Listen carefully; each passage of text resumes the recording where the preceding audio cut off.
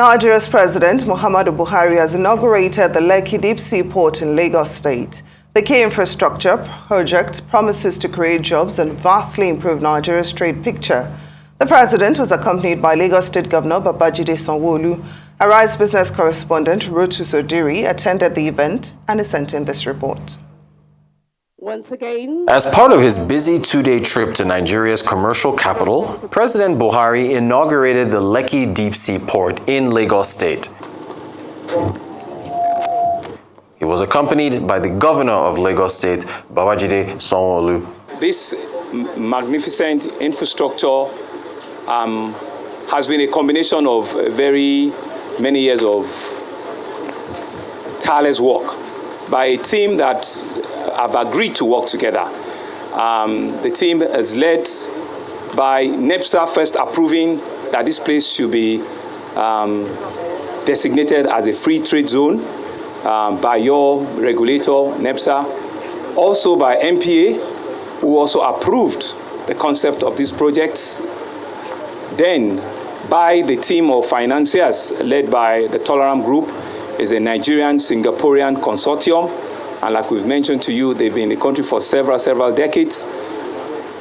With working with them are the China Rabo from China, who are the leading financial partner onto this project.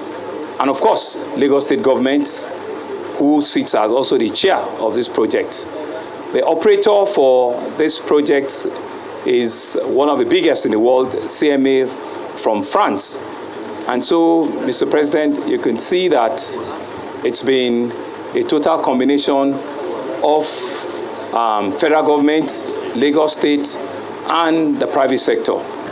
The Lekki Deep Sea Port is a state-of-the-art facility that is the largest seaport in Nigeria and one of the biggest in West Africa that is set to revolutionize the way goods are transported and traded in Africa's largest economy.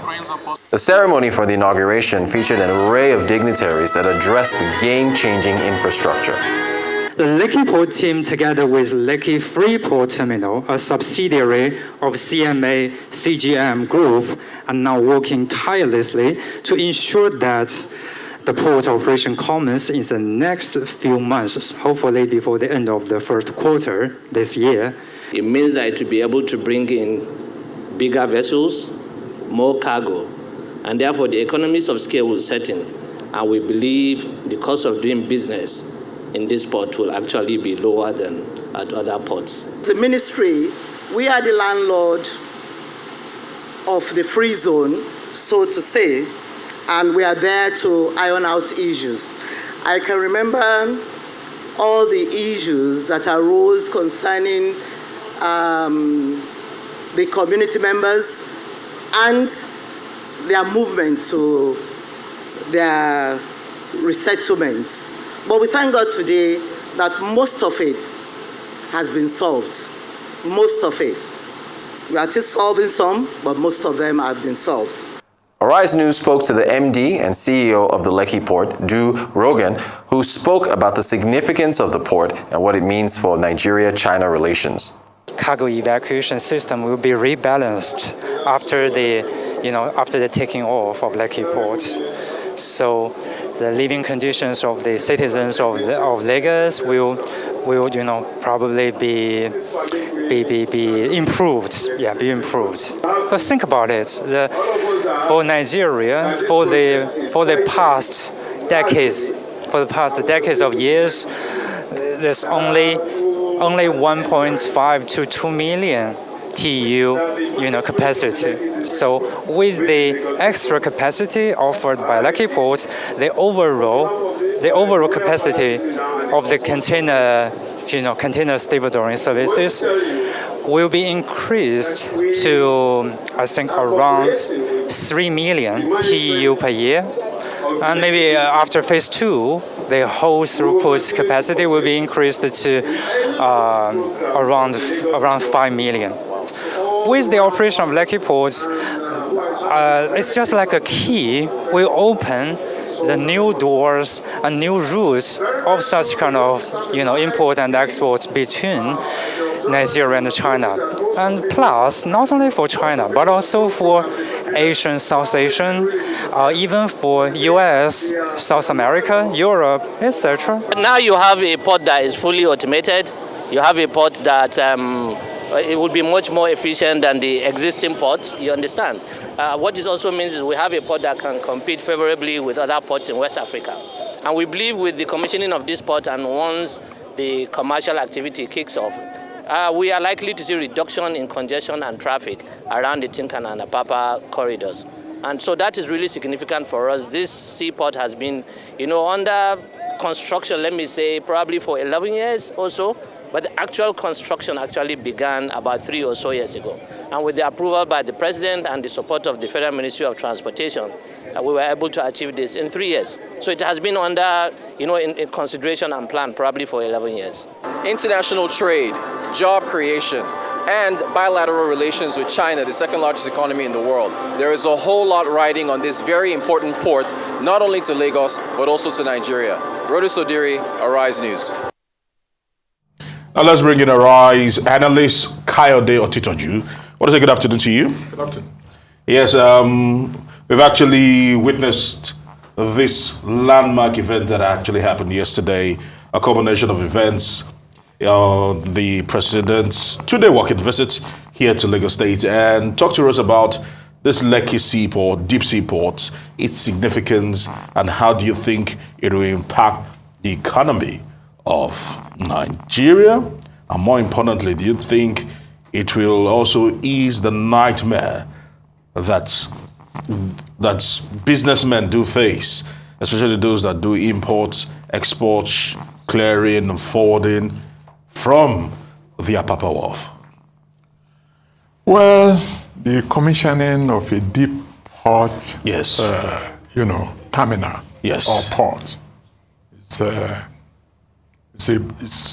boost to international trade. Okay. And to port operation and the expected, multiplier effect that will come from it.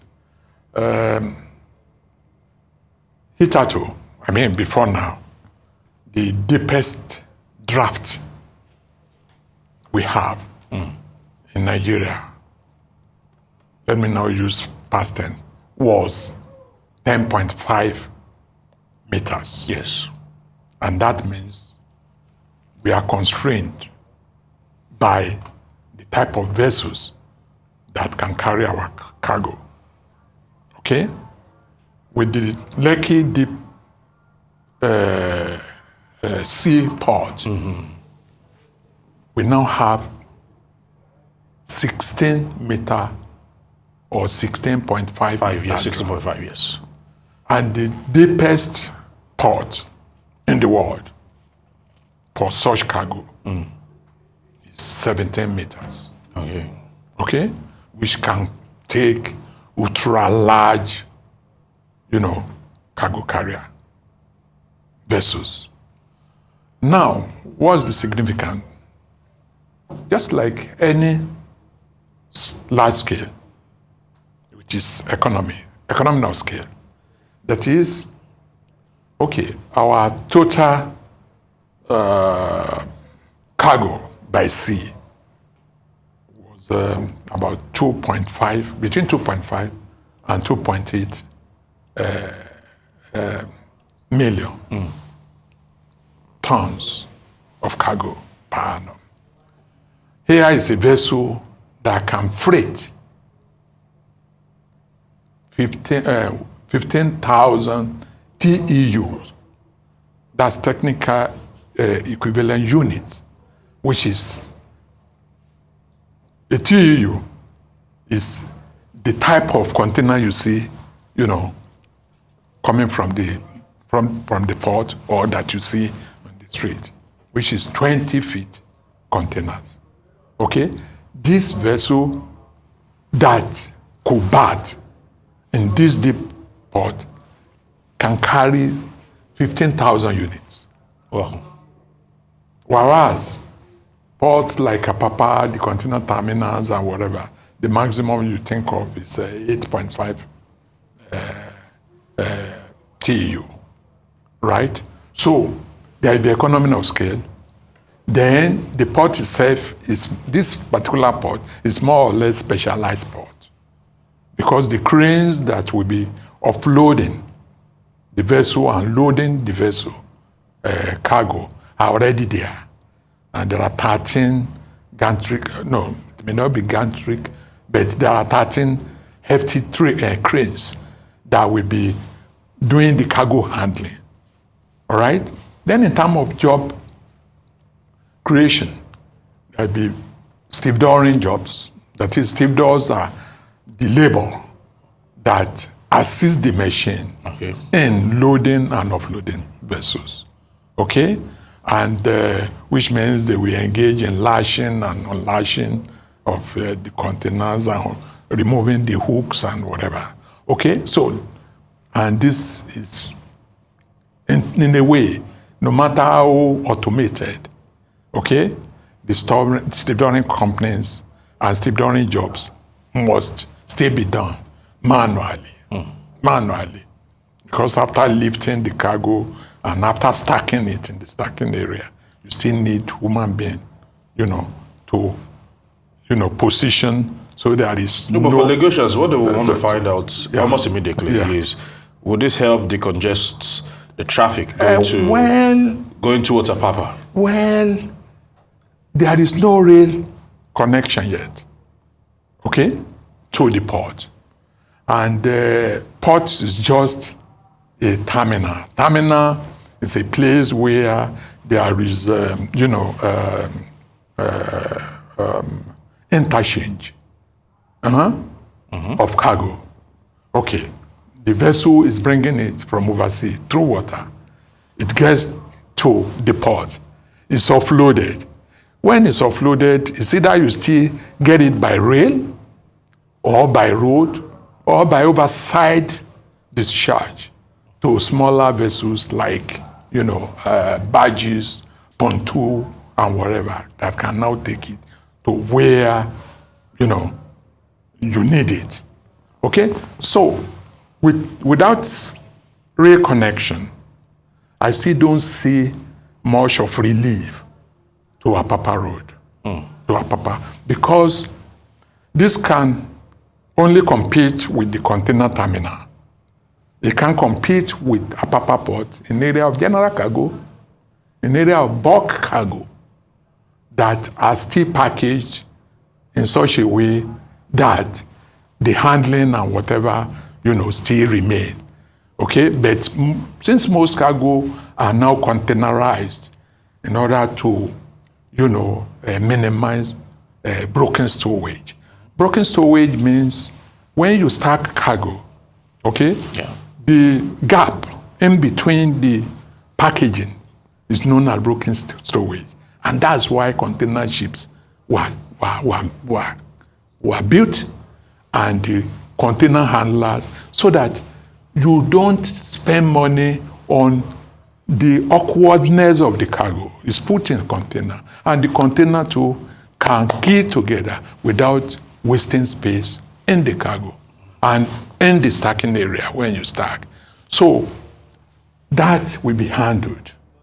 But in the area of cargo like wheat that come in bulk, or cartons of that are packaged into containers, those ones will still be going to ports where there are handling equipment for them.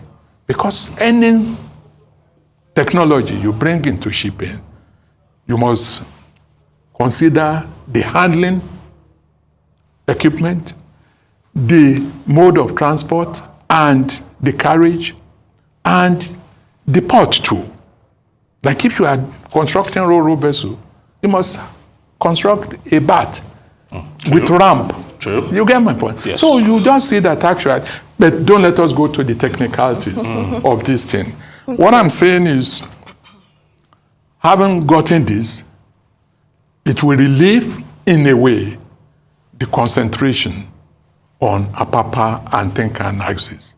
Okay? And because cargo will now be carried, with economy of scale, it's very likely that the transportation and wharf handling charges will be lower. But we can only benefit from all these technologies if the custom duties on the cargo is comparable to neighboring countries. Otherwise, people will still take their cargo to where they can, clear cheaply and, with more consumer surplus. All right. Yeah. Well, I haven't talked about the economic benefits. I also like us to talk about the political benefits, if any. With this inauguration of the Lekki Deep Sea Port, what impact do you see it having on the APC's bid to stay in power through Bola Ahmed Tinubu, considering how opinions are divided on the performance of this current administration? Is it a plus for them? I think it's a big boost, to the party and to the candidate. Because if you know when this project was conceived, April 2019, by January 2023, you are already commissioning it of, a project that took almost 1.5 billion of dollar, and which is projected to, affect positively the economy by $361 billion. Okay? Done within 1 or 3.5 years. It's a big boost. And for people who know it in commerce and industry, in transportation or whatever, so it will ginger them to vote for this party. But some people, on the other hand, hearing this would also now ask the question that if it took them this short of a time to be able to execute this project and bring it to fruition, why is it taking the blue line, the red line? The Expressway. Yes. You see, there is always cost-benefit analysis. Yes. On this. Okay? Maritime. Contribution to national economy. In fact, it's even more than contribution of oil. Okay? Right. So the investors have even started telling the government that you have no problem about the paying back or whatever, because they know it's, a remunerative venture. Okay? Unlike public transport. Public transport is never a remunerative, concern. It's more social service than economic. You must move people from place of work, from home to work, and either you like it or not, you must operate both remunerative route and non-remunerative route. The money you make from remunerative route, you must use to subsidize, cross-subsidize the unremunerative route. At the end of the day, Mr. Kayode, it can't get the type of ginger. I'm sure we'll have to bring you back to come and debate this ginger, Mr. Kayode Otitoju. Thank you so much for joining us on Newsday.